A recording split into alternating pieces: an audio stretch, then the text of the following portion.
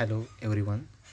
Today in this video we will study the new lesson of physics, lesson number 4, that is force and friction.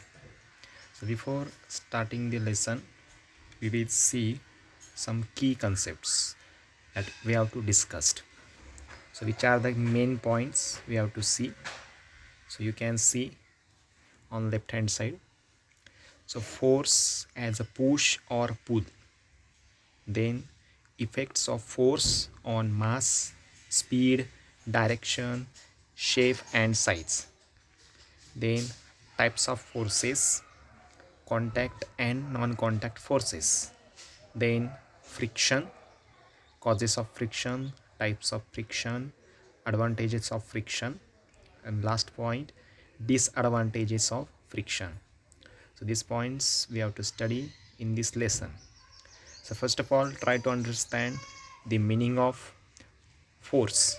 So force is nothing but it is the act of pushing or act of pulling. It is nothing but the force.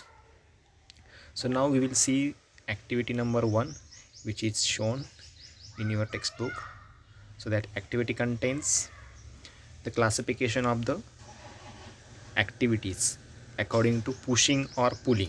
Okay, so let's see the first, that is the moving a cart. So moving a cart is the pushing activity. Okay, second, kicking a ball, so it is also one type of pushing activity. Opening a drawer, it is pulling activity. Then lifting a bag from the floor, it is the pulling activity. Closing a door, it is the pushing activity. And drawing a bucket of water from the well is the pulling activity. So force is nothing but it is act of pulling or pushing. Now let's move towards next point. So similarly in the next picture, so see this picture. In both pictures, one activity is of pushing and other activity is of pulling. So a pushing activity is on left hand side. A man is pushing a vegetable cart, okay, on the road by his hands by using muscular energy or muscular force. So it is one type of the force application. Now see the right hand side diagram. A girl is pulling an bag, okay, on the ground surface. So pulling is also one type of the force. Okay, so it is either a pulling or pushing. So in the second case, the girl is moving the suitcase by pulling. So there is an interaction between the hands and the object. So that is the friction. Okay, without friction we cannot doing any pulling activity or pushing activity. So friction is nothing but it is the contact force which is applied in exactly opposite direction of motion of the body. Okay, it resists or opposes the speed or motion of any moving body. So it is also necessary. So remember, friction is the contact force. Okay, now see the next point.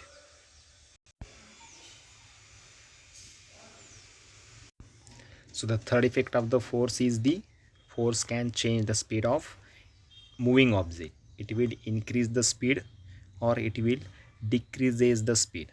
Okay, so we have studied this activity number 3. Now see the next point. Now next effect of the force is that force can change the direction of a moving object. So for your understanding, a one picture is given on right hand side. A batsman is there and he hits the cricket ball in exactly opposite direction as that of the motion of the ball. Initially the direction of the motion is towards the batsman, and after hitting the ball by batsman the direction is exactly in opposite direction. Okay, so any force, whether it will be pulling or pushing, it can change the direction of moving object. Okay, the next effect of the force is a force can change the shape and size of object. Remember, the material of the object should be elastic, spongy. Okay, it should be delicate. Then and then only we can change the shape, we can change the size. If the object is rigid, we cannot change its shape and size. Okay, now we will see one most important point, that is the types of forces. So see that number of types of forces are given, so we have to see one by one. So first type we have to see, that is the contact forces. So what do you mean by contact forces? And second type, non-contact forces. So see about the first, that is the contact forces. So in contact forces, what happens, there is an actual contact between the two objects which have motion and which are having the contact in between them. Then and then only that force is acting accordingly, that is called contact forces. Then there is a two classification, two types of the contact forces. So first is muscular force. So what do you mean by muscular force? A force that is applied by the muscles of human body, it's called muscular force. Okay, so what is the application of muscular force? To lift any object or to move any object by our hands. For example, kicking a ball, lifting the suitcase, lowering the ball. Okay, it is the example of application of muscular force. So there is a contact between our hands and the object surface. So muscular force is the contact force. Now see the second type of force, that is the frictional force. It is very important. What is its definition? When a body moves or tries to move over a surface, the force that resists the motion of the body is called frictional force. Okay, so it is always acting in opposite direction of the motion of the moving body. Okay, its direction is exactly opposite and it reduces the speed of the moving object. So there is actual contact between the body and the ground surface. So frictional force is the contact forces. A picture is given, muscular force is a contact force and it is also one type of the contact force. Okay, so muscular and frictional, these are the two contact forces. Now we will see the second type of force, that is the non-contact forces. Now we will see second type of force, non-contact force. So what is the non-contact force? The force in which there is a no need of actual contact between the two objects which are having relative motion. Okay, so there are again two types of the non-contact force. So gravitational force, magnetic force, and again one extra type, that is the electrostatic force. So these are the non-visible forces, but their effects we can sense. Okay, so we will see first type, that is the gravitational force. So in the picture there is a picture of the earth, our planet, the earth. So consider the earth is one of the huge magnet. It has two poles.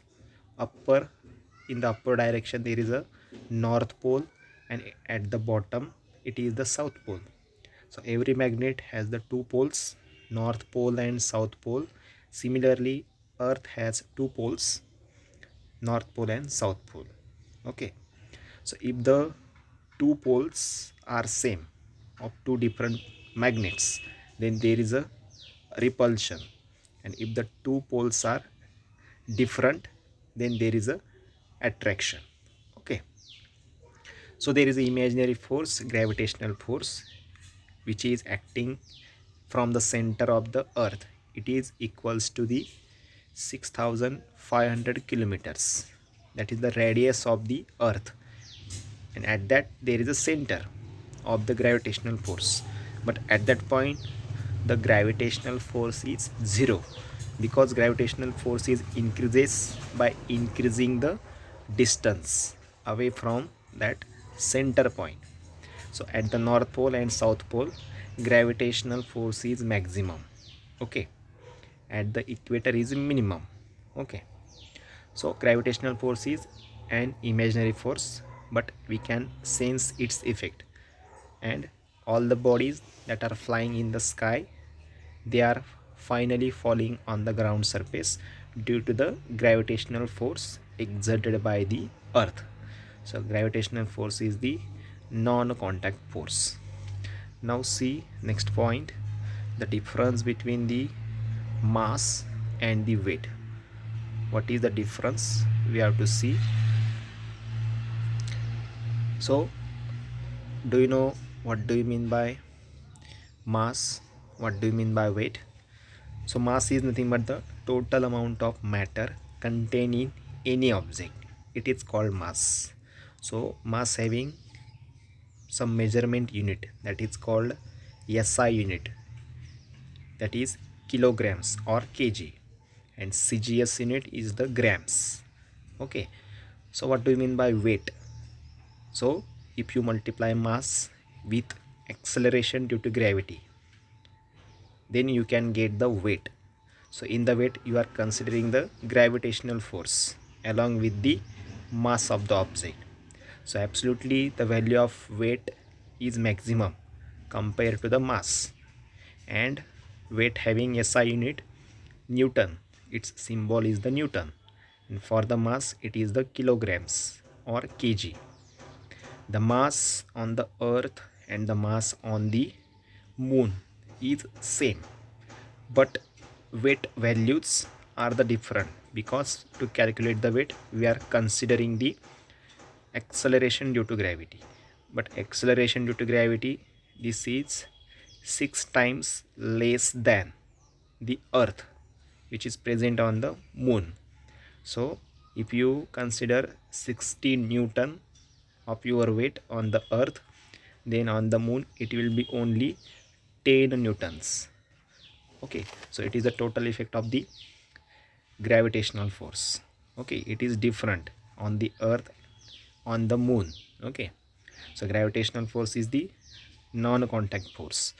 Now see the second type, that is the magnetic force, which is given. So magnetic force means the force exerted by the two poles of the magnet, north pole and south pole.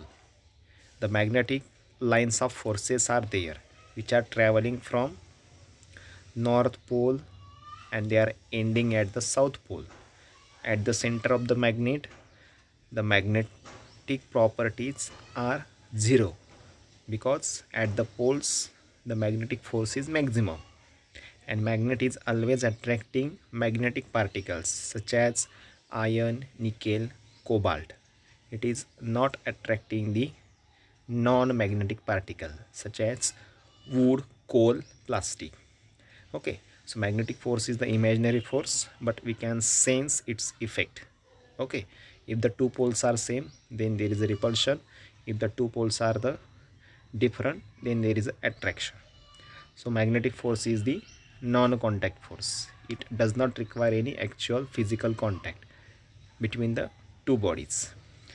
Now see the third type of the non-contact force. So let's move toward the next page, that is the electrostatic force. So for the electrostatic force, you have to consider the one activity which is given. So see that activity, that is the sixth activity.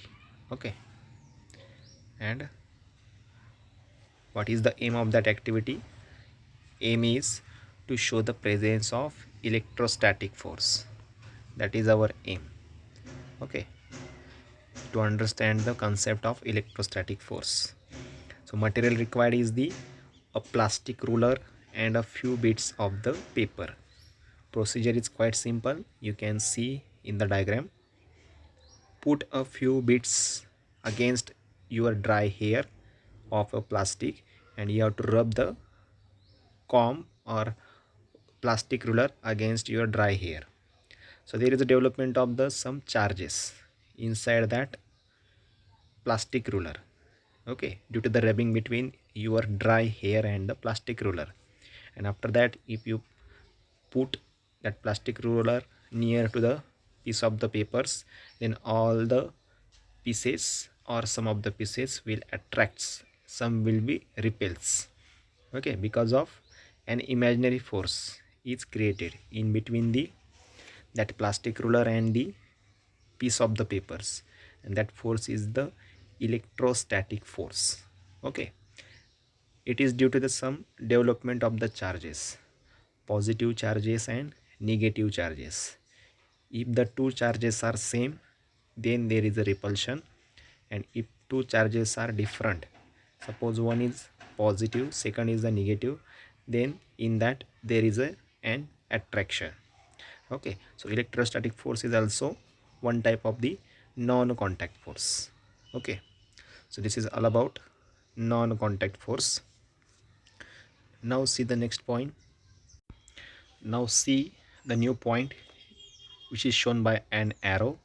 Measurement of the force. How we can measure the force? So force is the act of pulling or pushing. Okay, so there is a one standard unit to measure the force, any force, that is the Newton. Its symbol is the capital N. Okay, that is the SI unit. And force is also measured in terms of kilograms. So there is a relation between 1 kilogram of force and the Newton. So see that relation. So this is the relation.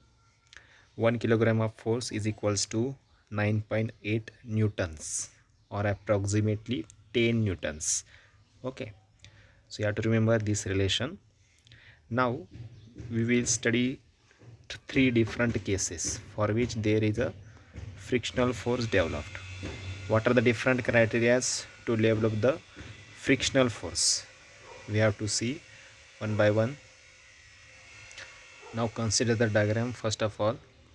So there are the three different diagrams we have taken for our simplicity. So see the first diagram which is shown. So there are the two surfaces which are rough. Both surfaces are rough because of the irregularities. Okay, irregularities are there. Irregularities means the number of random and sharp surfaces. Okay, because of that, what happens, there is a proper gripping, there is a proper locking between that irregularities of the two rough surfaces, so that in that case the value of friction or frictional force is maximum if both surfaces are rough which having contact. Then in second case, one surface is smooth, second is the rough, then there is a no maximum no maximum frictional force develop, which is exactly less than the first case, because one surface is smooth and other is the rough. Now in the last case, both surfaces are smooth. Okay, so there is a no gripping, there is a no interlocking of the irregularities, because irregularities are absent in the smooth surfaces. So value of the value of the frictional force is very minimum or zero in case of last case. So for the friction to be maximum, the surface should be rough. Okay, so friction depends on the nature of the surface. Nature means how much it is rough or whether it will be the smooth surface. Now see the activity 7 which is given.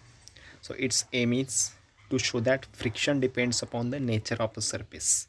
Okay, so material required is the a wooden plank and a tennis ball. Okay, procedure is quite simple. Place the wooden plank in an inclined position on the floor. Okay, now place the ball at the top of the plank and let it roll down. Observe how far it rolls on the floor. Repeat the activity by letting the ball roll down on surfaces with a different roughness, such as carpet, grass, and soil. Carpet is very smooth, grass is smooth as well as rough, and soil is 100% rough. Okay, so our observation is in the soil the friction is maximum, so motion of the ball is minimum. In the grass it is medium, and in the carpet the friction force is absent, so the motion is very fast. Okay, so conclusion is the force of friction is less for smooth surfaces than for rough surfaces. Okay, now see next point. Friction depend upon the weight of the moving object. Okay, this is another criteria for the friction to determine the frictional nature. Okay, so suppose the weight 100 kg weight and 150 kg weight. So 150 kg requires the more force for its motion. If there is a more force, then more efforts require, and in that the force, frictional force is maximum, or friction is the maximum. Second thing is, if the area of contact is maximum.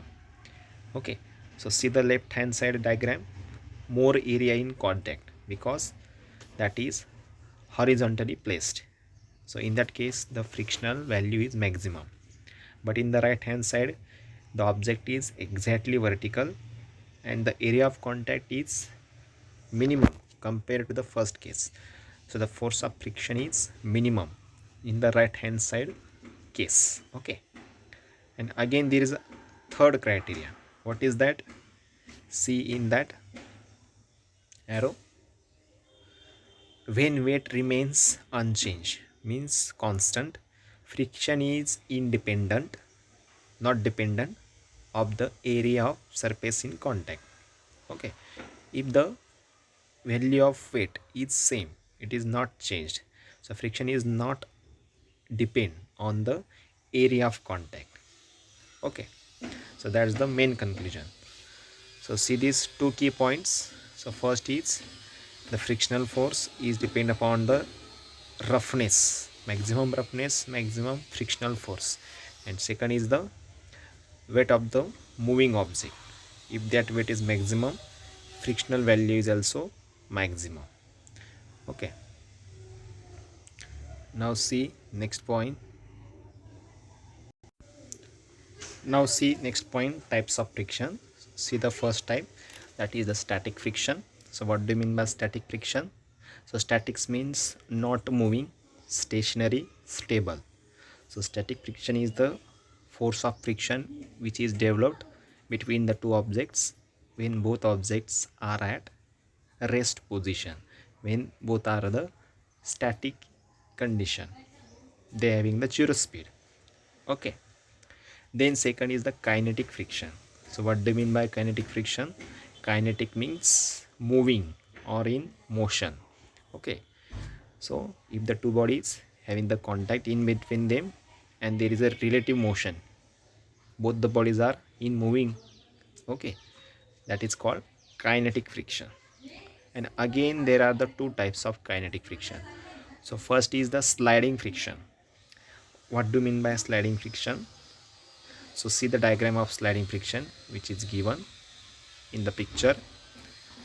When we slide on an object surface, the friction produced between the object and the surface is called sliding friction. So since friction increases with the weight of the moving object, so it is difficult to slide heavy objects. Okay, so for the sliding, weight should be minimum, then and then only there is a sliding action. Okay, so for the heavy objects there is another friction. So to move any object which is heavy, we should require the rolling friction. So what do you mean by rolling friction? If heavy objects are made to roll over a surface, to move them from one place to another rolling friction comes. Okay, so for that we have to study next activity, activity number 8, which is very important to understand. Rolling friction is less than the sliding friction. Okay, so see the aim. What is the aim? So aim is the to verify that rolling friction is less than sliding friction. So material required is the a string, a brick, a spring balance, and a few pencils you will require. So see the procedure. Two diagrams are given. First is of sliding friction, second is of the rolling friction. So for the sliding friction, see the first procedure.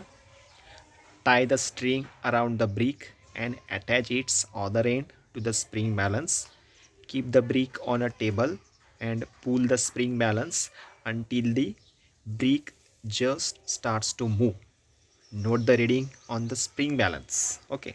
Second procedure for the rolling friction. Now put some pencils under the brick and pull the spring balance until the brick just starts to move. So your